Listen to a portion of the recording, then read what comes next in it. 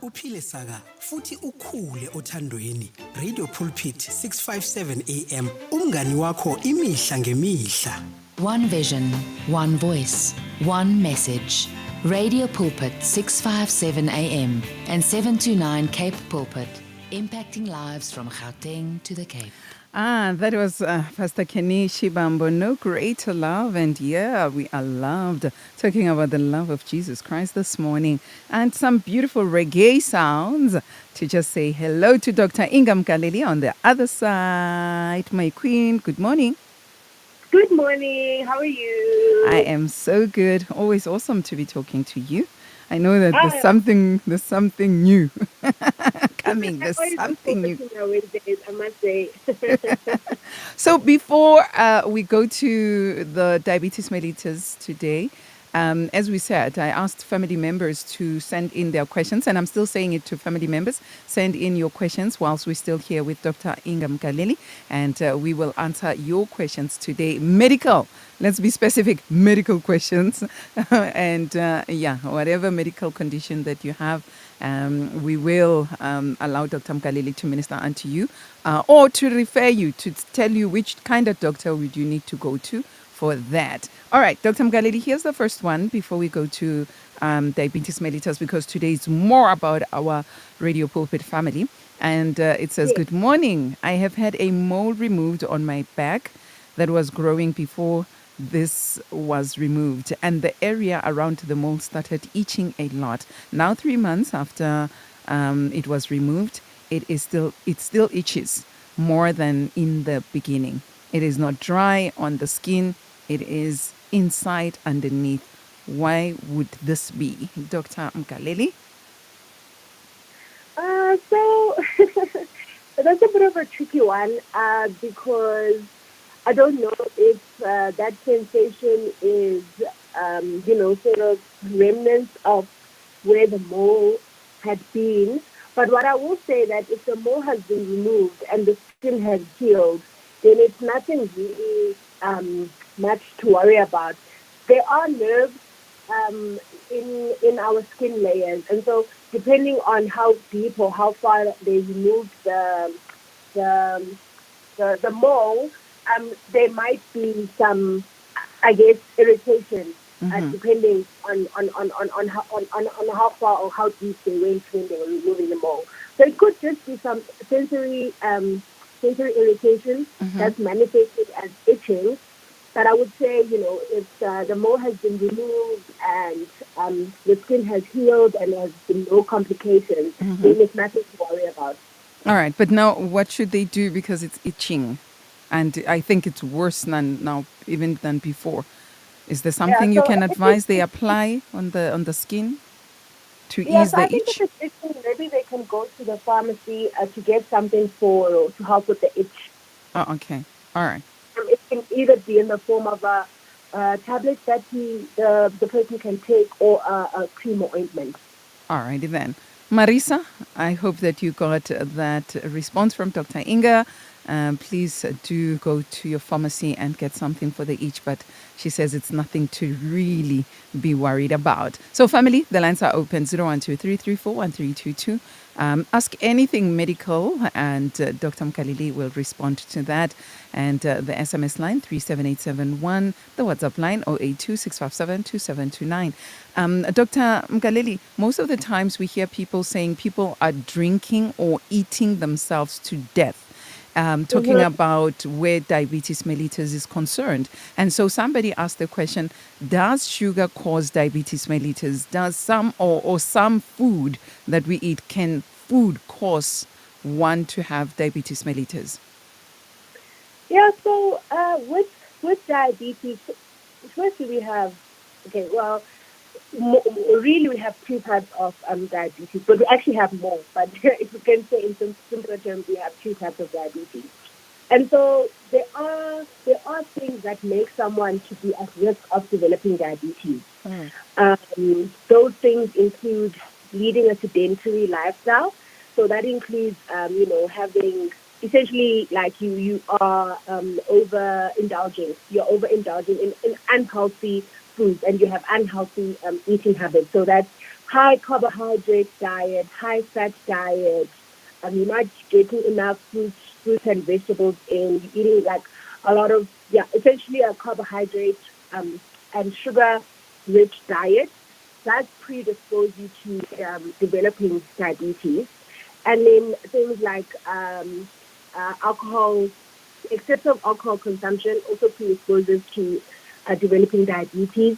And then also people who aren't active also are more predisposed to developing diabetes, and people who smoke also predisposed to developing diabetes. Remember, much like hypertension, it is a disease of lifestyle. And so those lifestyle, those essentially how you lead your life sort of determines how much at risk you are at developing diabetes. Sure. Like I said, you do get two types of diabetes.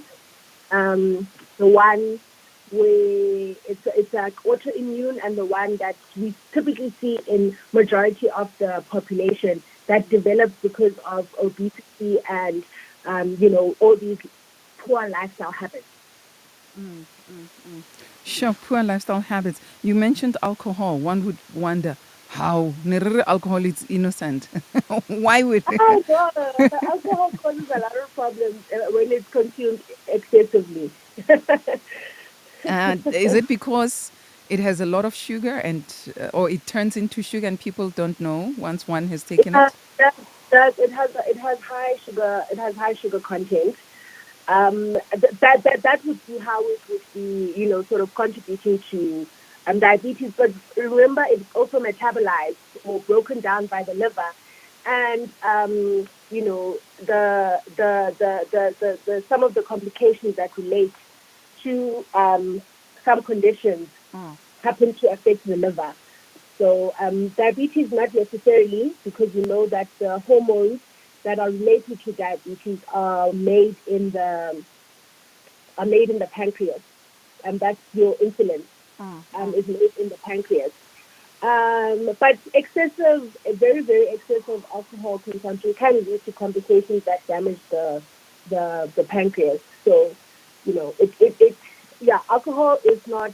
It causes a whole list of side effects that cause medical issues. so what are the signs and symptoms of diabetes mellitus? Okay, so with diabetes, um, typically the signs that we look out for is it's thirst, right? Thirst, dizziness. The person might be sweaty. Those are the sort of like acute symptoms that someone will have. Usually, people present with high sugar levels in their blood. But sometimes people can also present with hypoglycemia. So it's, and like I've said, the feeling of, you're dizzy, you are feeling quite thirsty. Some people might have abdominal pain. They might just not feeling wow. However, that's usually, like if we catching their diabetes early on. But in people who've had long-standing diabetes that's been untreated, and they've been having these symptoms that maybe they have not been paying any attention to, then they present with complications of diabetes, and this can, the neuropathy, this sort of like loss of, this patchy loss of, you lose your sense of touch. Sometimes they present with gastrointestinal problems, so like diarrhea, a lot of stomach problems, because that neuropathy also goes and it affects the stomach. A lot of people get cataracts. That's A lot of people with diabetes have cataracts, so that's one of the eye complications of diabetes. Kidney problems, heart problems, because high sugar levels in the blood cause changes to your blood vessels on a micro level. It actually changes your blood vessels on a microvascular level, and that's what leads to the complications of the diabetes that I've just mentioned. So you can either present in the early stages, or you present with complications. Sure. So somebody says high levels of sugar content in the blood can lead to ADHD also in children, diabetes and ADHD. and Alzheimer's in adults. Is that true? So there are conditions that predispose to other conditions.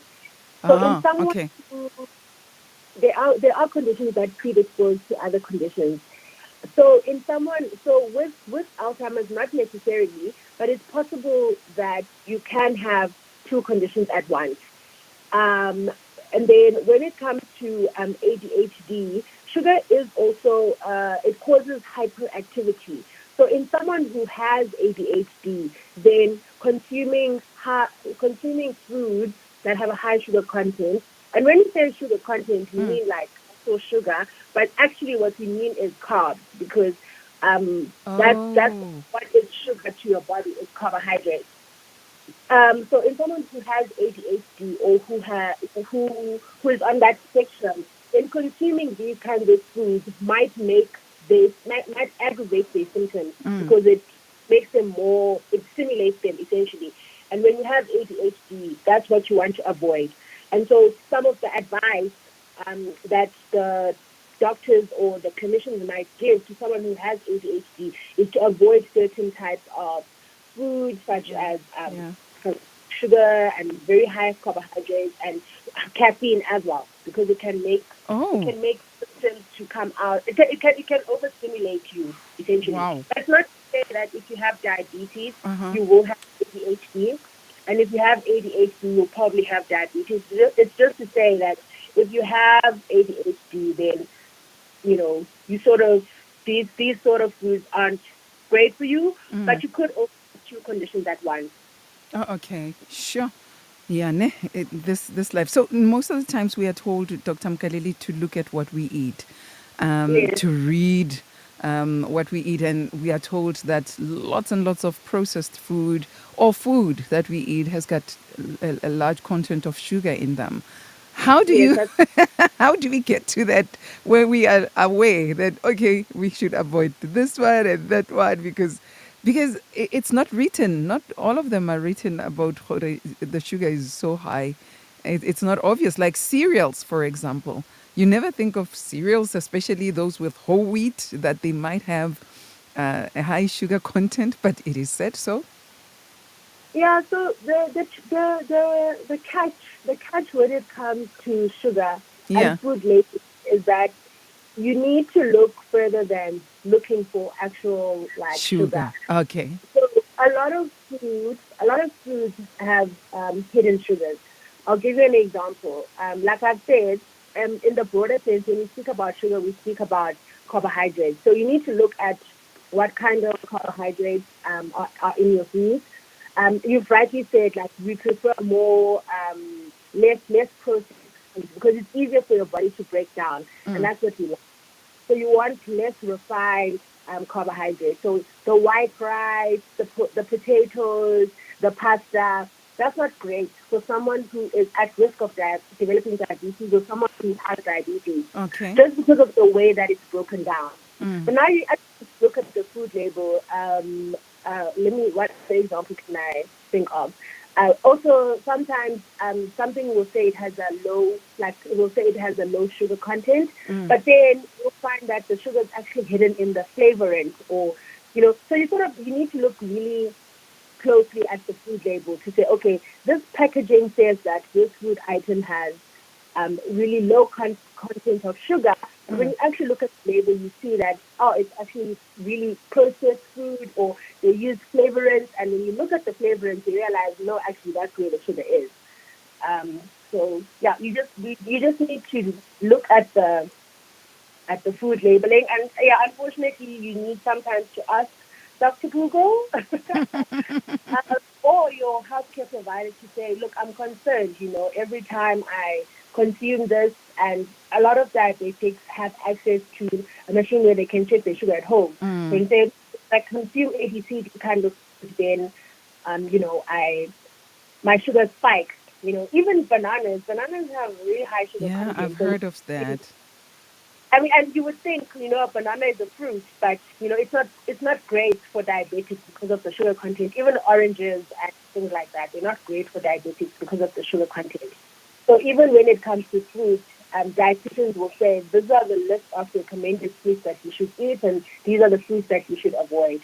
Sure. Um, I was yeah. actually surprised that even dates and raisins were also mentioned to some Yeah. diabetic people to Yeah, say. that's what I'm saying. So you think about fruits and vegetables, and you're like, oh no, I'm eating fruit, I'm eating vegetables, but you're not thinking about what is in, because I mean, there's no ingredient label for what's in a banana, Yeah. but you know that it has high sugar content, and a lot of the type one diabetes, something as simple as eating fruit with high sugar content can make you really really sick.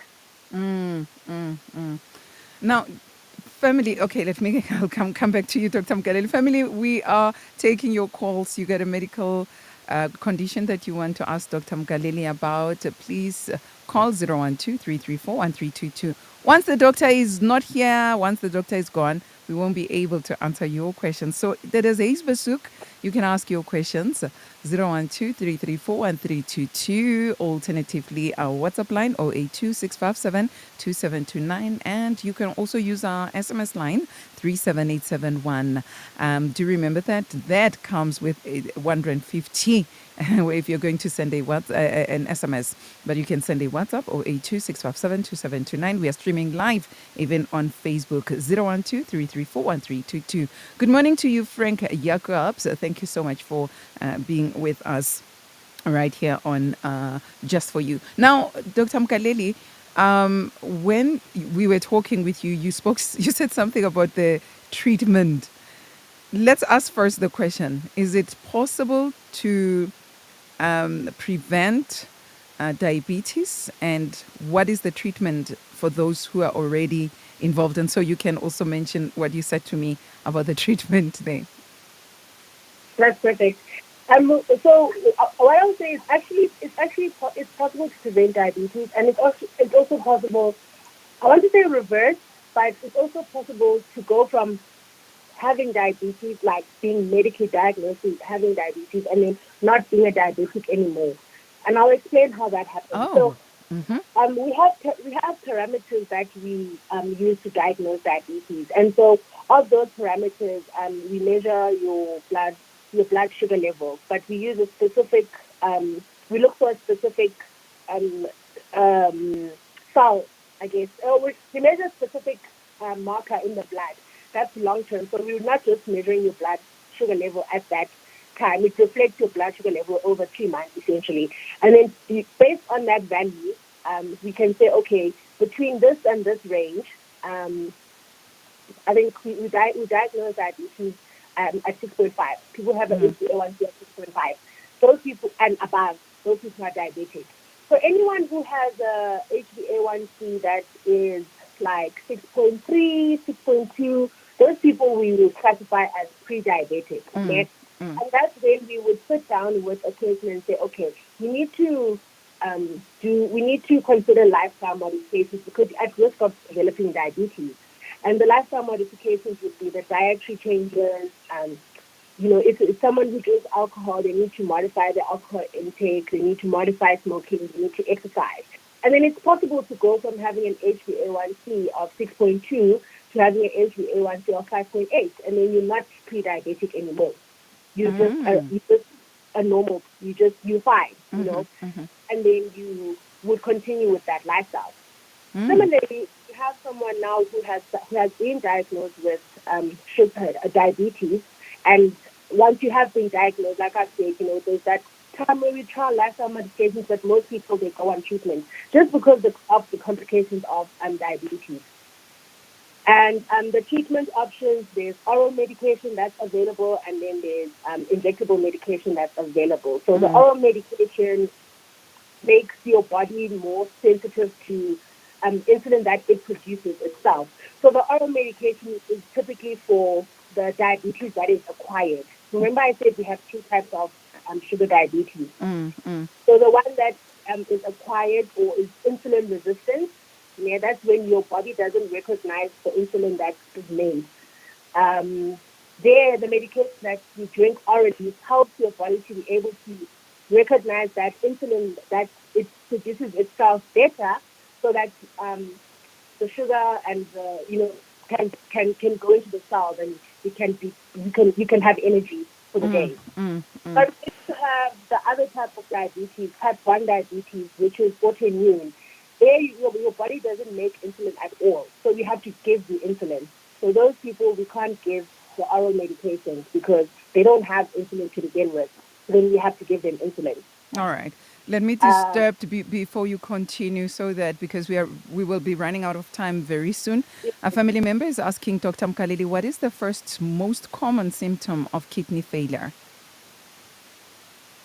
Okay, so kidney failure, it depends. We get acute kidney failure and we get chronic kidney failure. So when someone has kidney failure, typically what happens is it disrupts the balance of the salts in the body. And depending on what salt is affected most, that will determine what symptom that person will present with.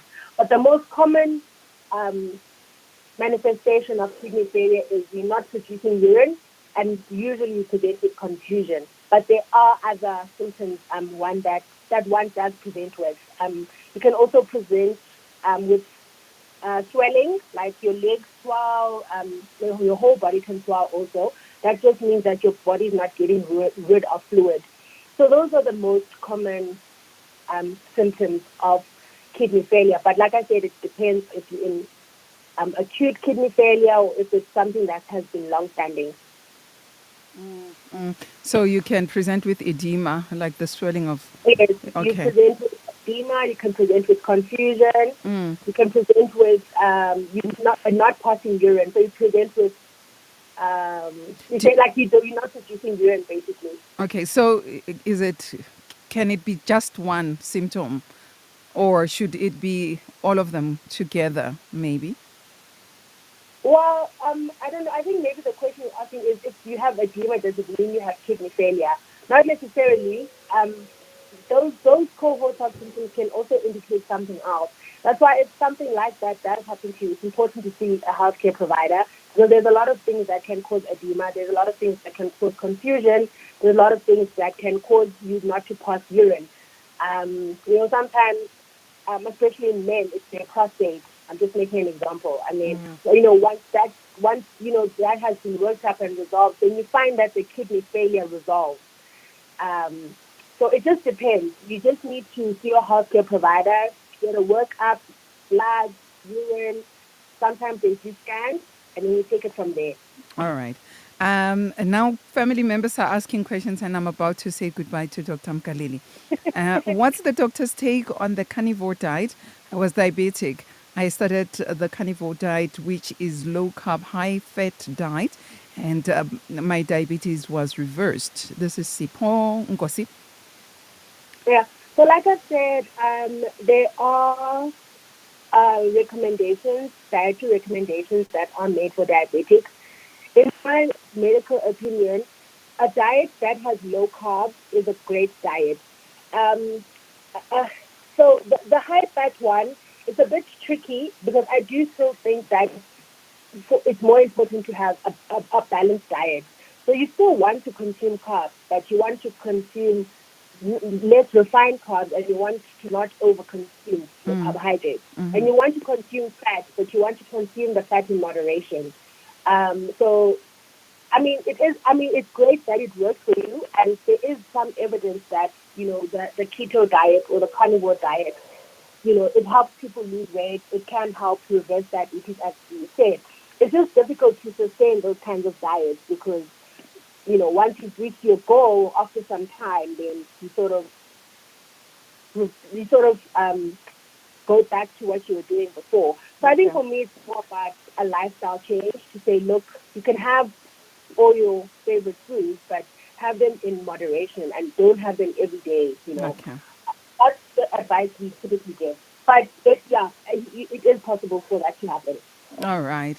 So another family member, this is the last one. Good morning. What is the symptoms of diabetes? I have itchy feeling. Yeah.